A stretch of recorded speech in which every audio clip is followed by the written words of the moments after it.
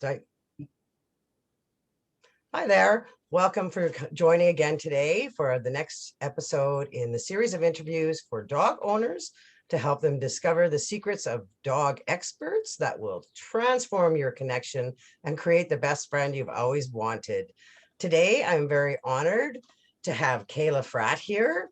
She is a very experienced dog expert. She has lots of experience as a consultant, and she is also a founder of the Journey Dog Training Team.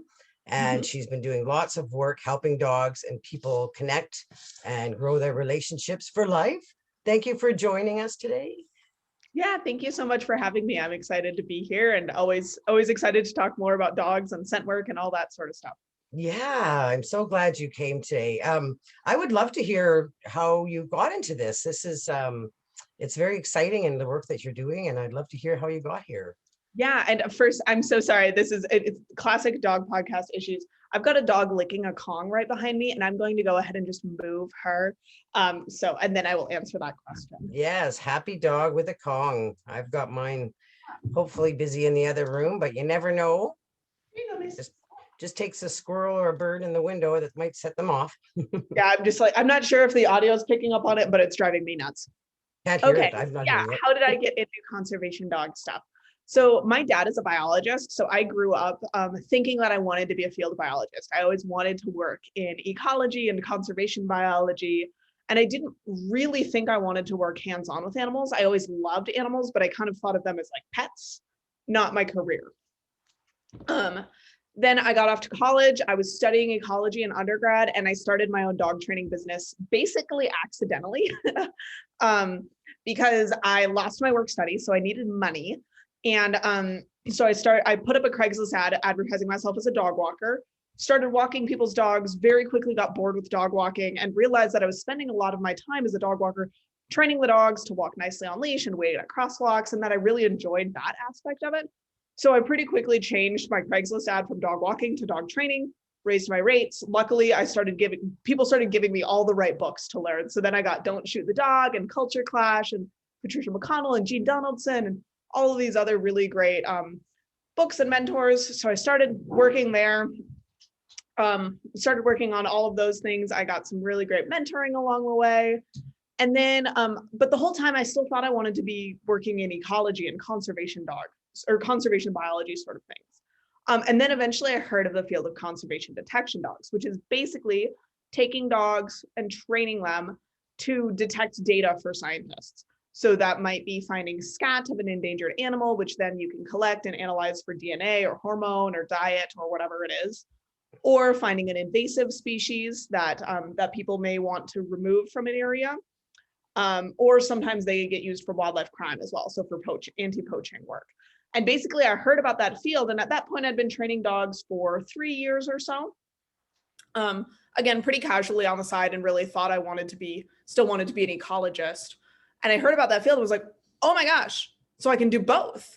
And then, long story short, fast forward, it probably took me about 6 years between when I first heard about the field and when I finally got a job in the field. I had several years of finishing my degree, working as a biologist, working as a trainer, working in communications and outreach, and then finally brought all of that together to work doing the biology and the dog training and the communication sort of stuff, doing communications and outreach for working dogs for conservation. That's pretty exciting. Yeah. I've since left working dogs for conservation, and I now run my own company, which is called K9 Conservationist. So I have that, which is the conservation dog side of things. And then I also run Journey Dog Training, which is my dog training business. And I kind of have both going at the same time. That is so exciting. Yeah. Gosh, I never realized that they do that with dogs. What you just said, that's really amazing. I know they're good. Mm-hmm.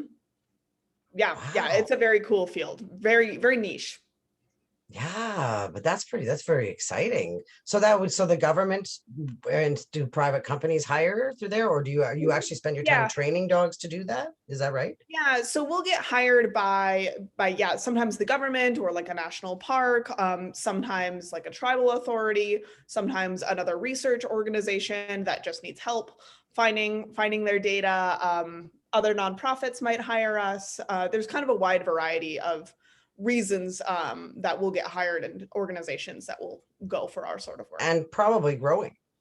Yes. Yeah. Especially in the last 20 years or so, it's been growing quite quickly. And basically the field started getting a lot bigger around 20, 25 years ago now, because all of a sudden DNA technology got good enough that having scat samples was really useful. And it's really pretty easy, honestly, in a lot of ways to train dogs to find scat. So once scat was useful for scientists, then the field really started taking off again around 20, 25 years ago now.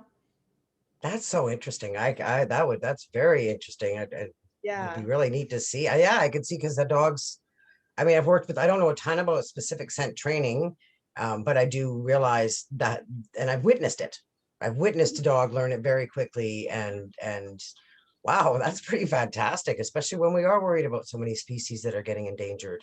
Yeah, absolutely. I'm really lucky to be able to kind of combine those two passions. Wow, that's super fun. So then you also have your Journey Dog training program. And you do a lot of, since we're on the topic, you do a lot of scent work through there too, right? Is that right? I do. It's often something that I incorporate. So a lot of my clients with Journey Dog training are dealing with dogs who are really high arousal or really high energy, and they're struggling with kind of figuring out how to meet their dog's needs and channel that energy. So we do quite a bit of scent work there for those sorts of dogs. Absolutely. So, and any suggestions, ideas? Like, I mean, yeah, but we know that the scent work is really good for the connection. Right? Like it's, and and that's why I'm kind of really want people to understand the benefits of doing these things and how it can benefit their relationship with their dog, when their dog especially is that satisfied with getting that need met, of actually sniffing and using that. That knows. Yeah, absolutely. Sorry, now we've got a dog drinking. Yeah, I think, I use scent work in a lot of different ways for a lot of my different clients. Sometimes for my reactive dogs, we use it as a game to play around their triggers. So we might do scent work near a dog park as a way to help expose the dog to other dogs without having to do really formalized counter conditioning and desensitization work.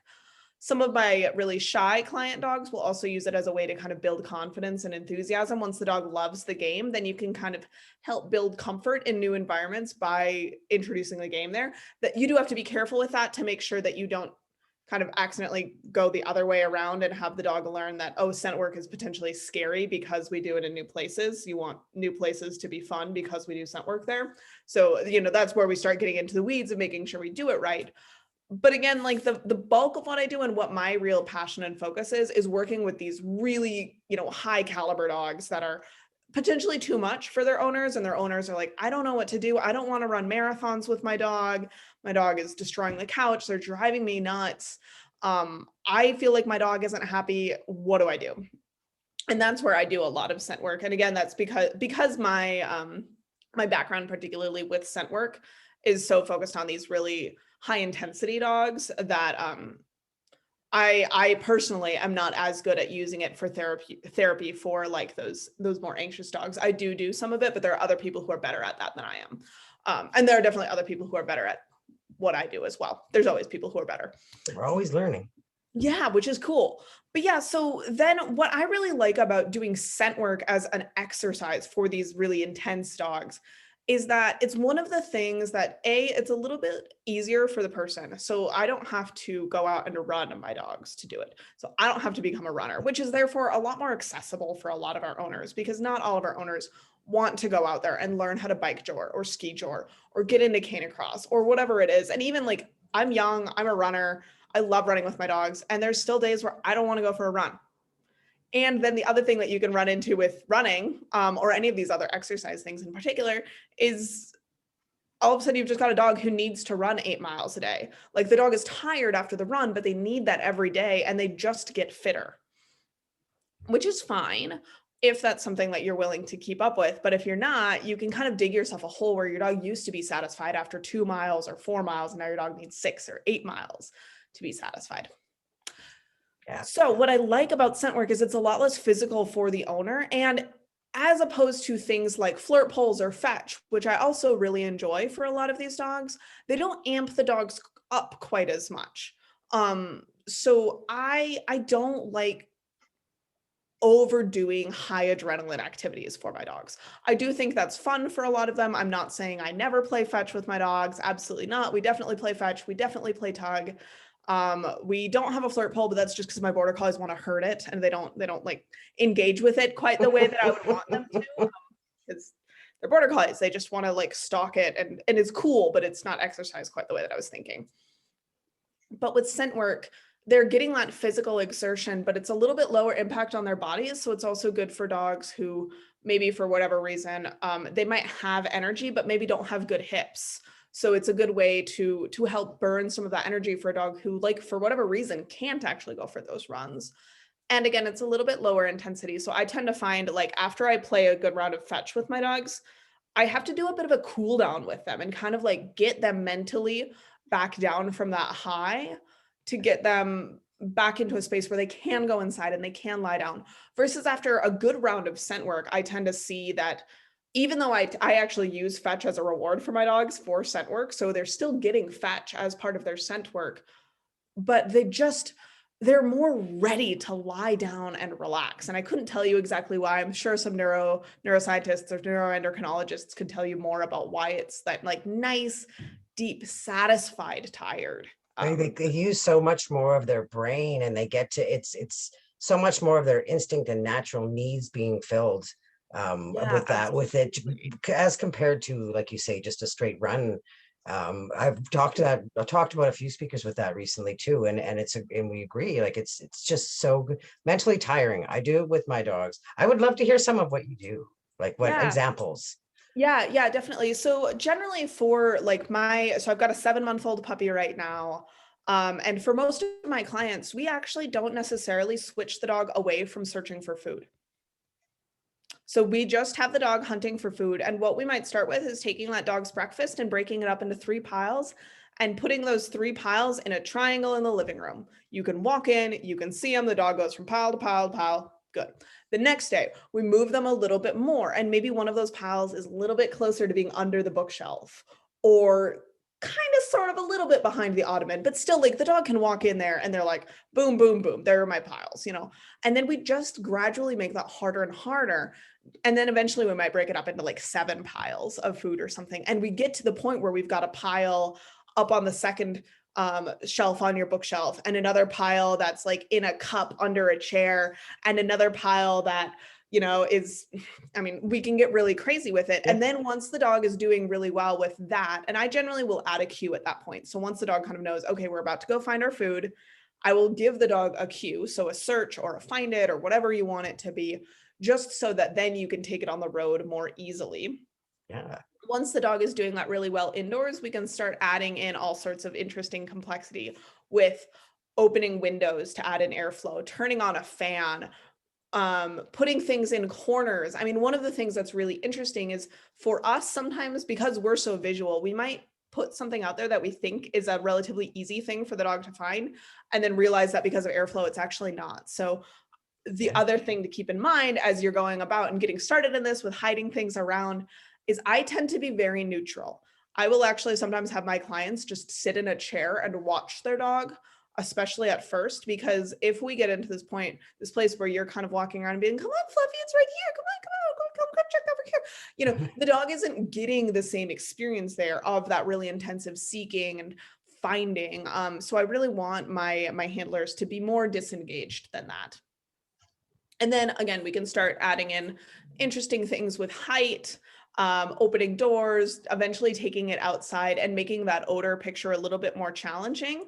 At that point, you can also start layering in something that's going to be a little bit stinkier than kibble. You might want to mix in a bit of hot dog or, like hot dog, pepperoni, chicken breast, things to make it a little bit smellier. That'll make it a little bit easier for your dog as you start making them potentially search the whole backyard for their food.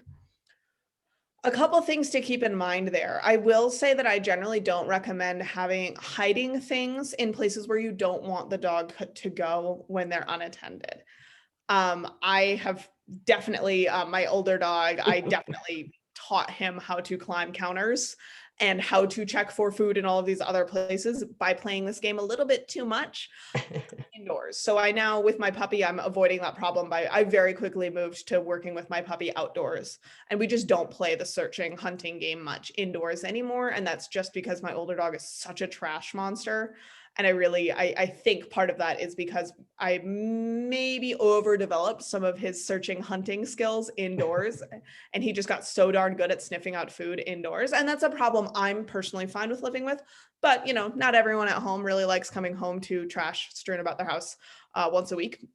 I mean, I don't like that either, but as far as problems that my dog could have, it's one I'm willing to live with. And then if people are interested in eventually adding an odor to their dog's repertoire and having a dog searching for something that you could use in competition, or, you know, one of the cool things with having a dog search for odor like birch oil or lavender oil or whatever it is, at that point, you can start putting that odor on like a little Q-tip and putting it in a container that you can put sticky tack on the back of or a magnet on the back of, and you can start getting really creative with where you hide it. So that is like a plus side of doing that instead of food. Yeah. To actually start teaching that, you can kind of do it two different ways, and I've done it both ways. One would be you basically start hiding that odor with a bit of food and then decrease the size of that food to get to the point where your dog is learning that that odor predicts food. And then when the dog goes, they find the pepperoni and the birch oil, for example. They eat the pepperoni and then you go and give them more pepperoni. And then you make the pepperoni that they're finding smaller and smaller and smaller, and you're continuing to give them pepperoni. And that basically is going to be how you start building some amount of an alert. That's one way to do it. The other way that I've done it is I will just have a tin with the odor in it in my hand. I will hold it out there when my dog puts his nose on it. I click, I generally use a clicker and feed, click and feed, click and feed, click and feed. And then I start having two tins, one that has the scent and one that doesn't. And I'll present them to the dog. When the dog puts his nose on the correct one, again, I click and feed. And then we just kind of start moving from there into more of a search picture. And I've done it both ways. I don't have strong opinions about which way to go. I've had good success with both. So I just talked a lot. That's okay. No. And let you ask any follow-ups. No, that's fantastic. I mean, I myself, you know, scent work is really growing. Here I'm in Canada, right? So it's I find that it's growing, barn hunt and the scent classes. And I've only done a little bit of the scent classes and I really enjoyed it. And because I have a dog that, I mean, I do so much nose work kind of with my dogs. So of course doing, you know, it's already been kind of woken up in him and it was really fun. And we did the containers and then we did tracking, and tracking was a lot of fun too.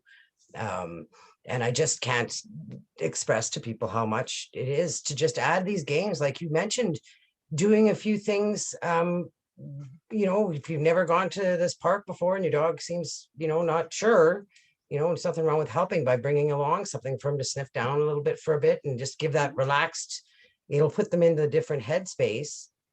Yeah. Somewhere more familiar and comfortable right away, and it can really be to their advantage. I love scent work. I love using their noses. I think they were meant to be used, and absolutely. Haven't found too many dogs that wouldn't do it. Some of them takes a bit, some of them don't even know how.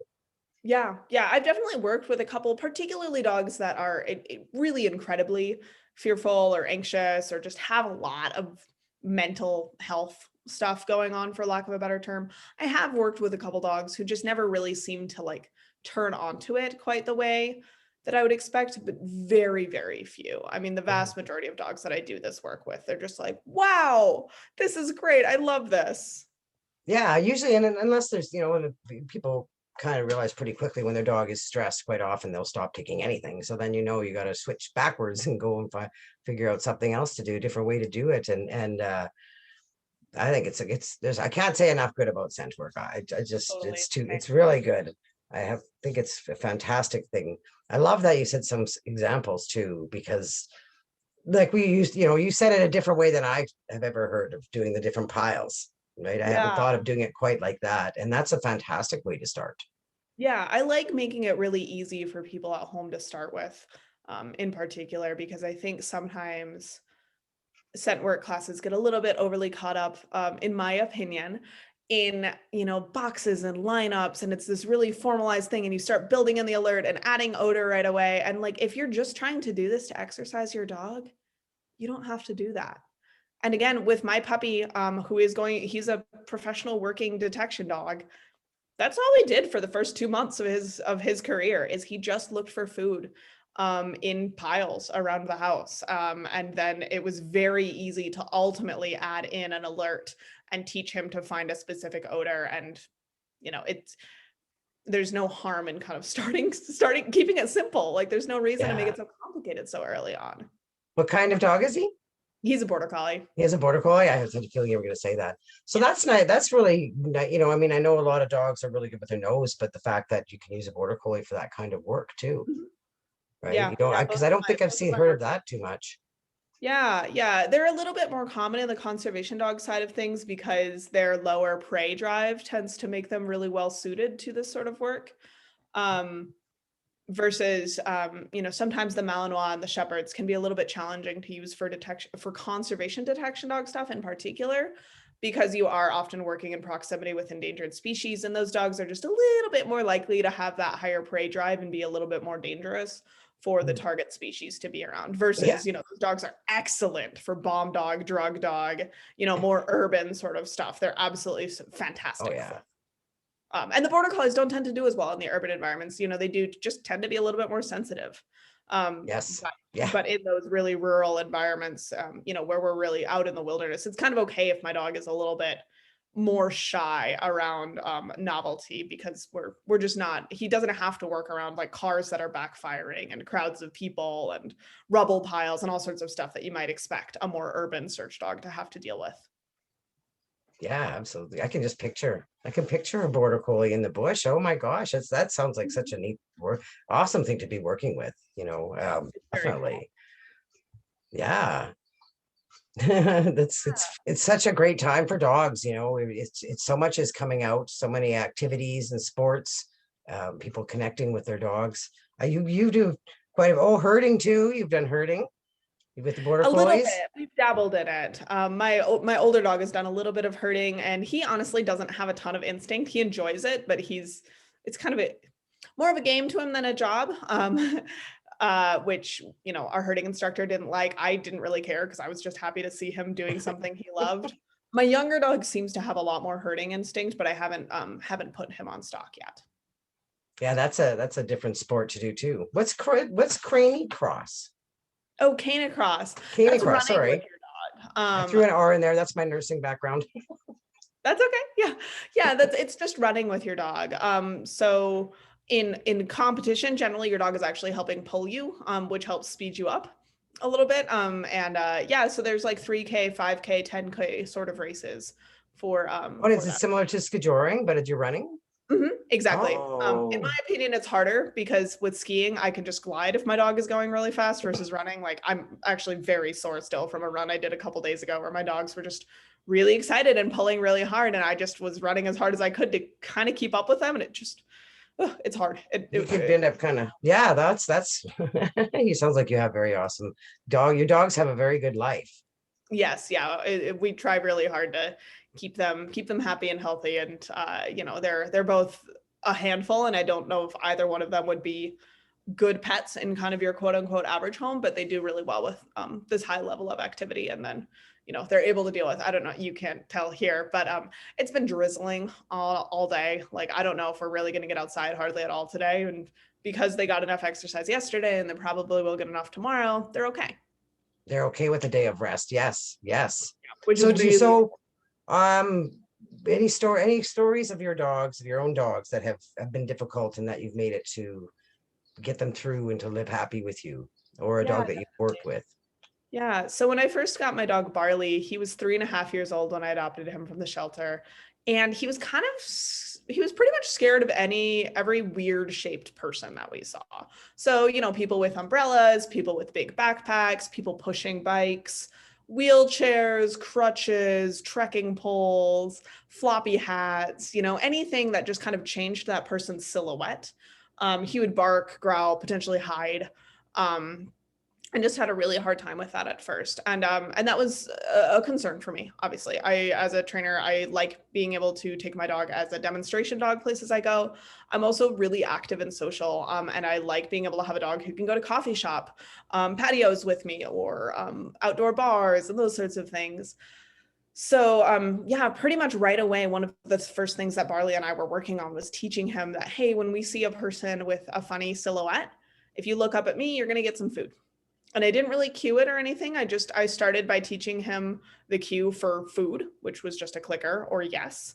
And then whenever we saw a person and I could kind of see his mouth would close and his tail would arc up over his back, his hackles might go up, I would immediately say yes or click and then give him a bunch of food. And then we would turn and move away from that person. And then we would do that over and over. Now, I mean, I've had him for 4 years and we really haven't had many issues. It probably took about 3 months of practice. And we had really, really good success with that. I'm really proud of where he's at. He's still, you know, a couple times a year we'll get spooked by something. Usually it's something pretty understandable though, where we're like on a trail and there's a blind corner and then we like come around the corner and there's like, you know, a mountain biker ripping down the hill or something. And he's just like, whoa. But, you know, like, you know, I have those moments too. So I don't really mind that sort of stuff, but I've been really, really proud with his progress there. He's been able to do demonstrations at conferences. He's gone to elementary schools. He's been to colleges. He goes to festivals. Back when all of those things existed. But you know, I've been really, really happy with his progress and he's been really, really competent with all of that. Isn't that amazing? And so it just shows, it's another example of, we just take the time and learn the dog, you know, you can get to recognize your body language and know when there is an issue and figure out how to make it better. And it's, the possibilities are there.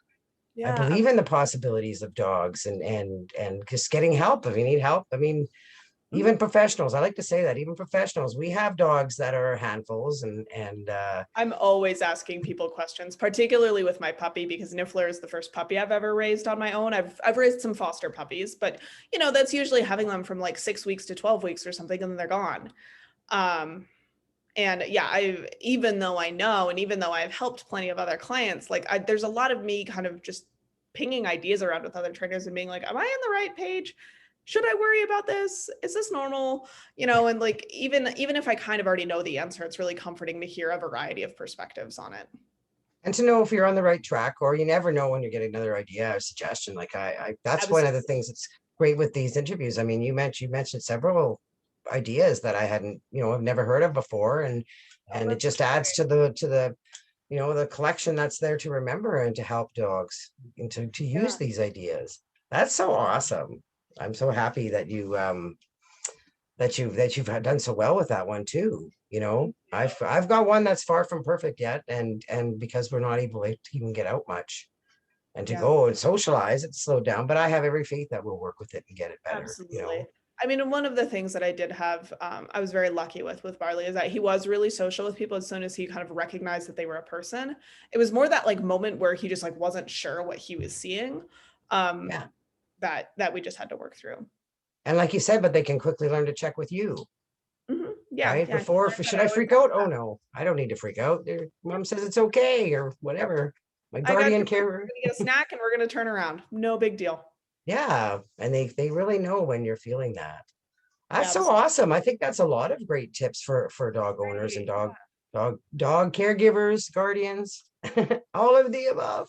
Yeah, thank you so much. Anything else you wanted to add? No, I think that's it. I really appreciate your time very much with this. And I know we're going to keep in touch. I can't wait for people to see. There's a lot of great bits of knowledge there. I love it. Thank you. Yeah, of course.